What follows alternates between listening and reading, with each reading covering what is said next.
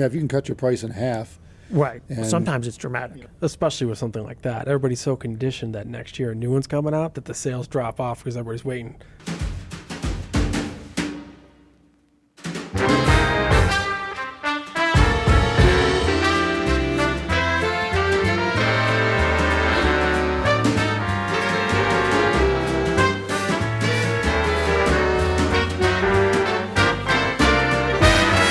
One thing we see people thinking about all the time is, do I or do I not buy that new toy yet?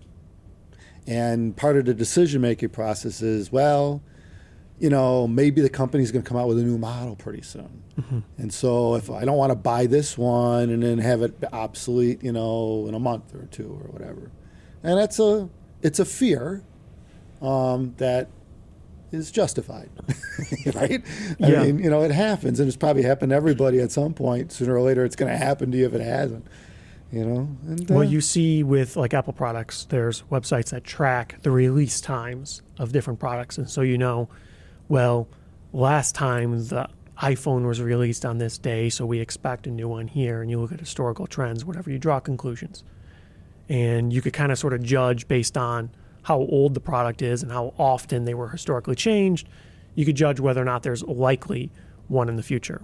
But with headphones, a little bit less reliable than phone releases have ended up being. So I could see the trouble, right? A lot of times people say, well, this has been out a long time, so I wouldn't buy it. Or there's a new one coming out. And I don't know where people get this information, because we have people talking that our company, Abyss, are coming out with some sort of new thing in the future.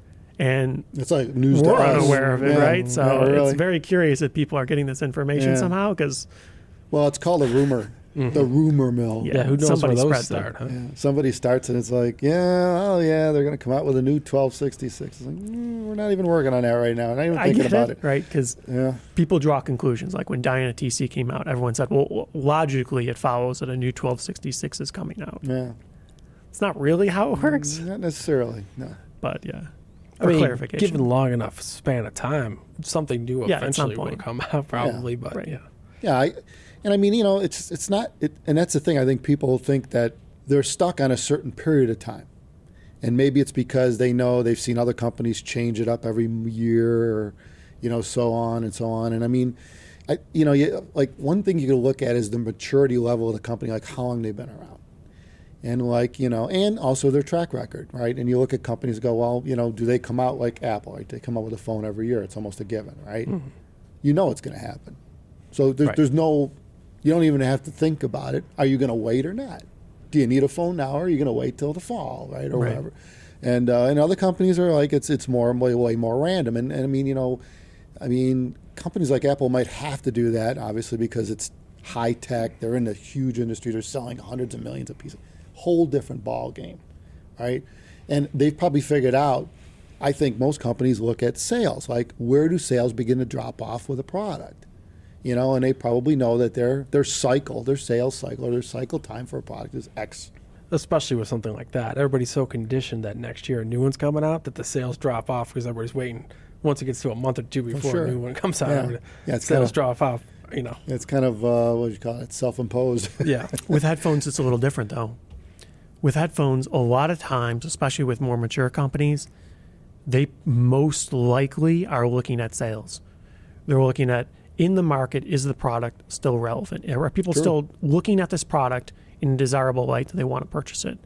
And some companies also lower the price over time if sales start to slow, generally speaking.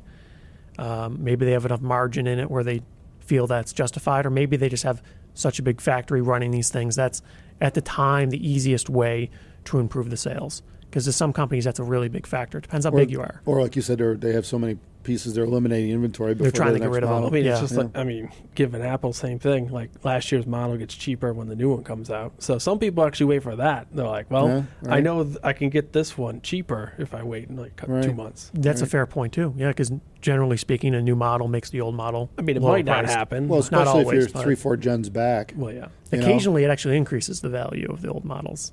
Yeah. But that's rare. There's definitely multiple approaches to this, and that's kind of the trouble. From the consumer side, unless you've been looking at these things for many years, it's hard to gauge when a new product is expected, because sometimes companies release products because of business reasons, and other times they release it because they found a new cool thing to do. They have this new way of making a thing. They found an improvement, and it's so significant they want to call it a new product. And other times it's just been enough time, and they figure, well, spend a year, 2, 3, 4 years, whatever, and let's release a new product. Let's freshen this one up. So it's kind of hard from the outside to figure when's the best time to buy. You got some other companies that like, we haven't changed this in 20 years. Yeah, really. No need. No, yeah. It still does the same thing it did then, and it's doing now, and ain't no problem with what it does. You know? Sometimes you get that. In electronics, that's not the case. Well, You know, yeah. very Like rarely any the case. cutting edge things. Yeah. Can you think of anything you're using in electronics that you used 20 years ago? I mean, I guess with that you're still the using? stereo system I have is pretty old at this point. It's That's time. true. In fact, I'm looking at upgrading the 2-channel side of it for a change. There's very little But- that I would use that's 20 years old. Yeah, It's just inevitably there's yeah. newer things that are Anything cheaper with or better. technology. Yeah, I was gonna say built in receivers, but no, because like 10 years and you like you Yeah, want all the new yeah. standards. The and HDMI everything. wasn't Yeah. in the older ones. Yeah, they were obsoleted. Obsolescence occurred because the technology changed dramatically. That's most common, Yeah. right? A lot of times you have something that works fine and serves your purposes, and in many years it still will, but yet things change around your device that makes this device no longer relevant. You no longer have a feature, an accessory, or your computer can't update the software to the latest version anymore. It's not supported. There's some new thing that doesn't run on it anymore or whatever. Well, I had a multi-channel processor in my multi-channel system, and Yeah.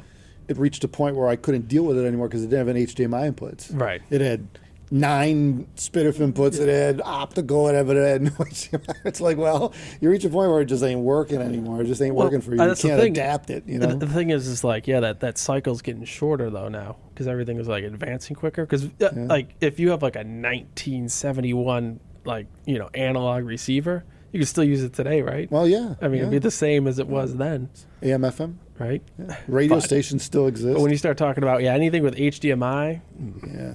It is trouble because we're seeing heavy integration of a lot of new features into a lot of products, and that tends to inevitably mean that your product is outdated faster. And that is something I find a little curious with headphones, especially in high-end headphones. They shockingly both get outdated fast and very slow. Depends on your perspective. Because there's a lot of people that are totally happy buying a previous generation flagship headphone, and to them it's their end game and it's spectacular, and oftentimes they get a decent price on it, so they're happy with that. Yeah, if you can cut your price in half, Right. And, Sometimes it's dramatic. it just came out a year or two ago. Yeah, right. So that's bad. pretty great in that regard. But other times, some people are a little displeased that a new model comes out, and now they feel compelled to upgrade. And I guess it depends on the person, right? Because plenty of people are happy with a year-old model. Doesn't matter to them. Other people feel like they have no choice but to replace it. And that's kind of the biggest issue. Yeah, and some people comment on that. Like you see people go, well, what's different today than yesterday? You liked it yesterday. Right. Now all of a sudden, because there's another model out, you don't like it anymore. And Right. It is definitely, it makes you retrospect and go, well, obviously it's a mental issue, right? You're getting past, you're like, well, you always got to have the latest and greatest thing. And, someone mentioned that to me a long time ago. Like this. It's really about, it tends to happen, maybe it happens at every level, but I know the word flagship, let's say you had the best speaker that a manufacturer had, like Wilson Audio has $250,000 per speakers, right? And you own them. And you got them because at the time, that was the most expensive thing they had, and that's what you wanted, the most expensive thing. Now they got a new most expensive thing. they do actually. Yeah, right. And that happens, right? So now you no longer have the title. You don't have the ability to say, I have the most expensive thing they make. And that's part of it too with some people. They want not only the latest, It's not even the but the performance. best the company makes. Yeah. And it isn't even a function of how much better it is. It's the fact that it exists. Yes. And they want it. And that's okay. That's what makes the world go around. That's beautiful, but that's one person's attitude, where other people go, are you crazy? You just got that. You paid that much money. Now you want another one? Well, yeah, why not? If you can afford it, who cares, right? Some people could justify it very easily. They say, well, a new product came out, cool, but I'm still happy with the one I have, so it doesn't matter to me. And to other people, it's upsetting. So I suppose it really depends on you as a person. And if you're the type of person that knows you need to have the latest and the greatest, I would always buy close to the launch. But realize that, of course, inevitably, maybe in 6 months, 2 years, 3, 5 years, there's going to be a replacement. And it's hard to know when. It really depends on the company. I could think of a solution to this. Oh, yeah? Yeah. If you're buying into a company that's mature and has had product line out there for a while, you basically you trust a new model when it comes out. Get it right away. Because now the upgrade-itis thing is as far out as you could possibly get. That Right. model just came out. Right. Yeah. You got as long as you're going to have the next model comes out, so get it. You're done. That solves the whole fear issue where if you wait and wait and wait and wait, obviously as you wait longer, you push that closer to the time where it might become obsolete. That's yeah. one approach, but you also have a lot of the other approach. The people that say, well, I'm going to wait because not enough reviews came out, or there's this new thing that's supposed to come out in the future. There's this new whatever that people are talking about that's going to be the latest and the greatest, some right? other company might come out with something else. And that's difficult. That really adds a new layer of complexity because now not only you're worried about the product you're going to buy being replaced, you're worried about a product coming out from another company that makes your product obsolete, right? It's so vastly superior, and you see this all the time. Remember when computers used to be like that? It's back again. Don't you Is worry. it? It's severe right now. I mean, it was crazy. You wouldn't want to get a new computer thinking there's a new one, there's a new processor coming out. Yeah. And that all stalled for years now. And there's been a long span where that wasn't the case. But the fun thing is now that's back. Yeah. So you see a lot of kind of newcomers that haven't experienced that yet. That they're saying, well, I just got this, and now there's this new thing that's 23% better. Well, that's actually kind of good. Yeah. Because as long as you always get that, as long as every 6 months a new thing's coming out, then you never need to wait. It kind of makes that waiting obsolete because there's always going to be something better on the horizon. So waiting is pointless. You'll never buy a thing, right? Yeah. Buy it when it comes out, and it is what it is. But then you need to trust that it's going to be good if you're buying it when it comes out, because inevitably you have that risk that it's not. Well, the other thing we ran into now is that everything's pretty good at this point. So waiting a little longer, it's not like you're not hurting. struggling. Yeah. Sometimes it burns a little bit. New thing comes out, and it's unexpectedly soon, and it's a lot better than what you had or whatever. But the reality is it's pretty much always going to be that way. There's always going to be a new thing comes out. I'm seeing a lot of people now that are owning multiple headphones, which isn't really new, but they own all the flagships. And then they just sell off what they don't like. I mean, that's one way to roll through it. Just get all the new ones, and if you don't like it, sell it. And of course, you're going to take a hit, but if you're spending 20, 25 grand on headphones, big deal. So what are you losing? I mean, you're not worried about the hit. That you're trying everything. You got to figure it out as soon as possible to maintain value. Yeah, I suppose. Yeah, that's probably the best approach because then it guarantees that you get a long span of time. Brand new product. You could try it in your leisure. You could try it in all different gear. Do whatever you want with it. It's your headphone. And figure out what you like, and bam, now you're good till that whole next round of stuff comes out from all the companies, right? Yeah. So that's another way to do it. It's also the most expensive way. Yeah. Yeah, it is the most expensive way, but it does get it. It certainly is a way to rock through it, and I'm seeing that a lot. And people will make their decision based on actually owning them, which is really the way to go. Borrowing stuff, it's like you don't really get it in a couple weeks. I was just thinking, nobody does that with phones, I don't think, really. I bought That's true. 5 different phones. Well, I'm that's going to true. I'm going to use each one and see which one I like. Well, you see that with some extreme tech enthusiasts, but that is a minority. Yeah. The one issue I have with people that borrow headphones, and you see this time and time again on forums, they borrow a headphone, they say that this is this particular model headphone. But some companies like us have continual iterative improvements.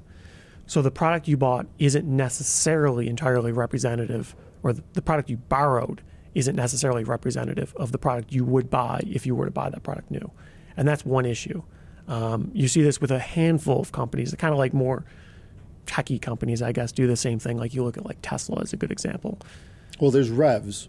Yeah, like electronics. Things continually iterate. All manufacturers usually have multiple revs. The original model may not be exactly the same as there could be Rev G on PC boards, and that means it started with A, right? So figure that out number-wise, and you see that a lot with all manufacturers. And, even with electronics, I see it where people go, this amp sounds like that.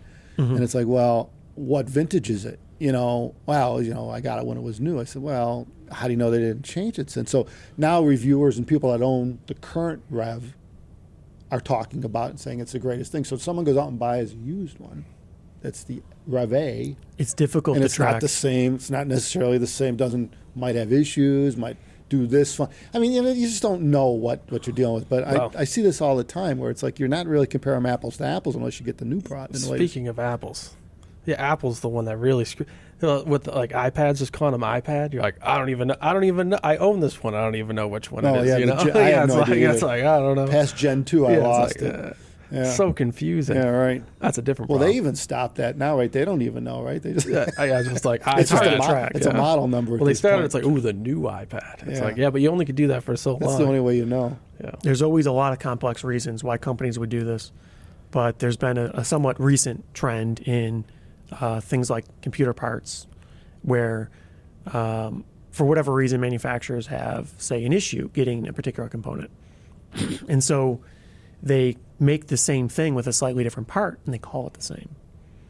Right. But it performs They have to differently. re-engineer it to work with the new part. They don't tell you there's anything different, but it actually performs slightly differently. Sometimes it could be better, but it could be better, but it could be worse, that. and they don't advertise it. Right. And it's kind of understandable, but also a problem that they don't say that. And sometimes it's pretty severe. Sometimes the differences can be really remarkable, and it's a real issue as a consumer because you don't really you're not tracking these things. Well, particularly closely. if you're after like a certain feature set or something that that you bought it for because everyone said it does this well, and now you buy and it doesn't do it well. And it's like, okay, so was everybody wrong, or did something change, or both? But anyway, I mean, bottom line is that again, tends to be the more mature the company, the less revs you're going to have, if any. Because if you've already done this numerous times, like for example, let's say on our early model we rocked through 50 revs. Which I'm just making a number up. I don't even freaking know. But it's most of the revs have nothing to do with sonics. Right. Might be fit and finish. Might be something. The way the screw tightened, longevity. Who knows? But you rock through 50. So now you have that under your belt. Those 50 revs. So when you come out with another model, all that stuff that you learned about is inherent. It's part of your DNA in the company. They keep carrying that forward. Yeah. So you don't need to go through all that again. You did all that. And so, as you go through different models and over time, that those things tend to weed themselves out because you already know the pitfalls involved in manufacturing these products. They certainly do. However, the flip side of that is you see people on forums and whatnot talking about this brand has this issue. And maybe it did, but it's like a things can stereotype. change, right? Right. And that's kind of an issue. There's a lot of companies that have that experience where the companies that continually iterate and improve things, again, Tesla is a pretty good example because they're one of the most extreme in this case. They change things all the time, and they say nothing about it. They don't tell you. And people say, well, it has this issue, it does this wrong, or this is bad on this car. And maybe that was fixed 3 years ago, but this thing continues to be talked about over and over. It continues to go as if it's a current issue when the issue was resolved long ago. Yeah, we see that a lot. It happens with every company, and I don't know what it is. There's certain people that like to regurgitate history forever, and it's like, well, this is now that it was then, and it's I don't know what it is about people. I don't know what it is, but anyway, bottom line is that it's something to be aware of that, with the buying the current model right away, it's always possible you run into something that's changed down the road, but. I know, for example, with our Dyna TC. I mean, we just came out with that, right? We haven't changed anything since we came out with it. Nothing. No. Done. We already knew we've gone through a number of iterations of Dianas, and at this point, we had it down. When it was done, it was done. Anyway, you could see the pitfalls and the fears that people have because they've gone through this before with various products, and sometimes they're obsolete, sometimes they make changes, sometimes all kinds of reasons why people think they got burned in the past because they jumped into something, and it's true. I mean, it just depends, So it depends on who you're dealing with, the company and the products and blah, blah, blah. And everything's a judgment call in life. That's just the way it works. It's a trade-off, though, because your options are either buy right away, and then, well, you are guaranteeing you have the maximum amount of time before it changes, but you also have the option of it potentially having a running change that improves it, or there's a new color option, or a change in price, or whatever. There could be a whole bunch of magnitude of factors that makes your product less exciting shorter if you buy it early. So kind of depends on the person. To some people, they're willing to wait months and buy after all the reviews come out and that sort of thing. Other people, I think it's best probably just to buy it right away. If you trust a company, you like the product, I think for the most part, that's not a bad method, because even if you don't like it, usually resells high for a long time when the product first comes out. So you could always resell it for nearly what you paid. Yeah, and at that level, it's not so bad. It certainly does maximize the time you have with that product before you need to think about this over again. Think about this whole process over again, you know. So, I mean, even if you wait a few months or so, I get that. You know, you say listen to wait a couple of reviews that's come not out. a bad method. You know, yeah. I mean, you're the longevity's there with the product, assuming you're going to keep it after you get it. So, yeah, it's not a bad. I think that's the safest way to go. You know, I don't know. I'm looking at like Bowers & Wilkins. I'm looking at I want to get their 802s and stuff. I've had the same speakers for 20-some years. And I know their sound. They're on the D4, the fourth iteration of their Diamond tweeters. And I thought the D3 was pretty good. So I'm like, yeah, I think I'm ready for that. You know, so I've waited generations through this. And they've refined it. And I mean, the look and the machine, all the processes you see they go through to make a speaker, I think it's a bargain at this point. And I'm not trying to pump Bowers & Wilkins. I'm just saying that, you know, I worked for the company in the mid-'80s. I've watched their product lines mature and grow. I've owned their products. We've owned their products. We've bought their products. We have a dealer locally that retails or sells their products. We get to hear everything they've made, right? So we it's one of those speakers, just like headphones, that we've watched mature over the years. Yeah, and they've changed a lot since the 80s. The whole damn thing. Yeah. Every nut, bolt, and screw. You know, and it's cool to see this current line. I'm actually ready to take the leap on a new pair of speakers, which I never really do with speakers much too often. But yeah. Well, you got to go hear them. Yeah, I'm going to be doing that in this coming week. I'm going there because they said they got them all now, all the models and stuff, and set up in the store. One thing I found to be rather effective in the right setting is ask an engineer that works reasonably high up at the company what they think about the product. Yeah. It's shocking how... That's not always the easiest thing. It's not always possible, right? But it's shocking to me how almost universally honest the engineers can be. Yeah, they tend to be that way. And they'll tell you... Well, if there's nobody there to tell them not to say anything. Yeah. Right. I did this a few times, and it's surprisingly effective. A lot of times these people tell you, oh, we're working on this thing, and in a few months or whatever, we expect to fix this problem that nobody really talks about or knows about. But surprisingly enough, if you could actually manage to do that, that's a pretty cool way to do it. A lot of times, if an engineer has confidence in the design, if they think it's a great product, it's a good time to buy.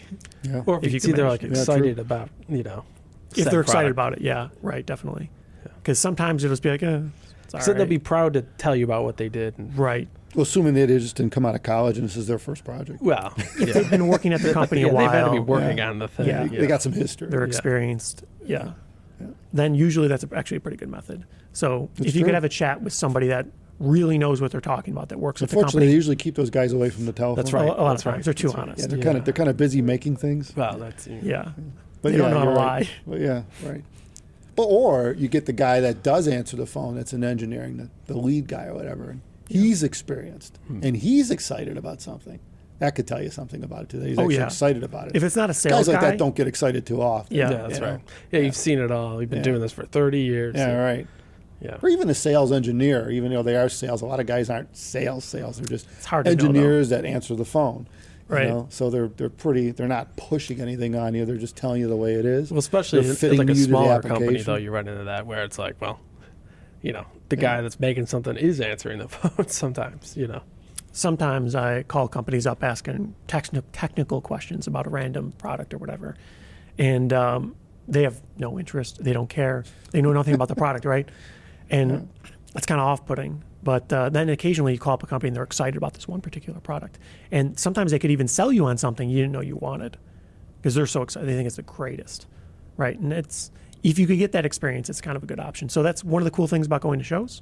Yeah, right. Sometimes you get that. You usually are talking to an engineer. Or You could be talking to someone that really higher knows ups the or product. the owners. Yeah. You could get an impression. Do they think this is a good product? Yep.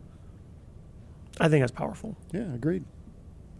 So there you go. I think maybe we've solved the dilemma for some people Well, and created a whole new one for Yeah, others. definitely, Well, yeah. typical what we do here. You know, that's what we do. Right. Go hold a gun to the engineer's head and yeah, get all the What do you answers you need. Yeah. yeah, it's a good method. Yeah, try that. Might work.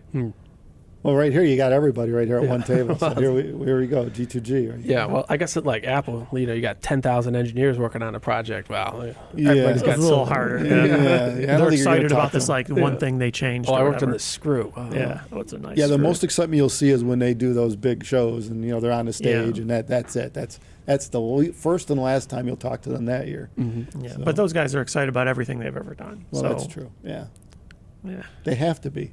right. Otherwise, you'd have It's to. pretty much their job. Yeah, that's their job. Yeah, they're trained. We got to get back to work. Yeah.